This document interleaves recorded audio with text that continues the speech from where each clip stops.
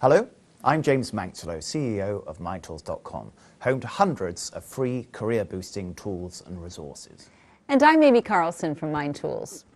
Motivational speaker Tony Robbins once said, "Successful people ask better questions, and as a result, they get better answers."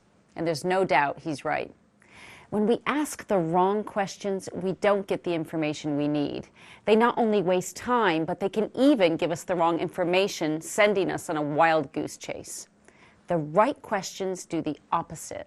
They give us the information we need when we need it. With the right questions, we open doors instead of close them. No matter who we are or what we do, we ask questions all the time. We ask them to learn more about our tasks, our roles, and the world around us. We also ask questions to get to know people better and to discover something significant that we need to know. So, knowing how to ask good questions is an important communication skill. There are several techniques and strategies that you can use to ask better questions. One of these is to know when to ask an open or closed question. A closed question can be answered with a simple yes or no, or with a very short statement. For instance, if you ask a colleague, "Did the meeting go well?" you're asking a closed question because they can just say yes or no, and then the conversation finishes.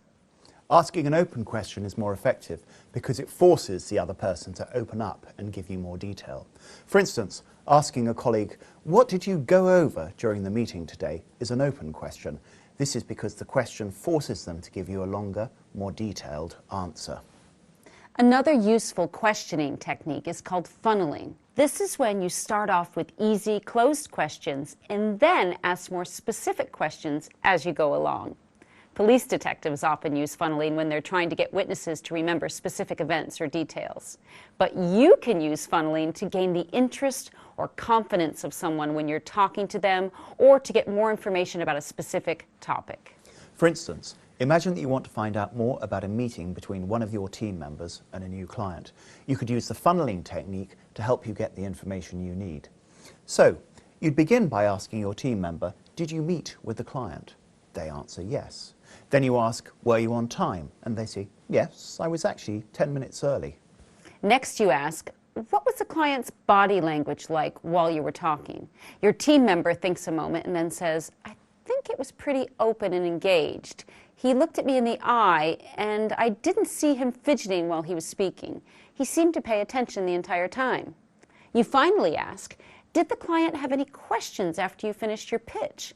And then your team member says, "Actually, he did. He wanted to know if we'd be able to meet an aggressive deadline that he has in his own firm.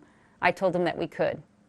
Since you used the funneling technique, you know that your team member did a great job during the meeting, and that your firm will likely get an order from this new client.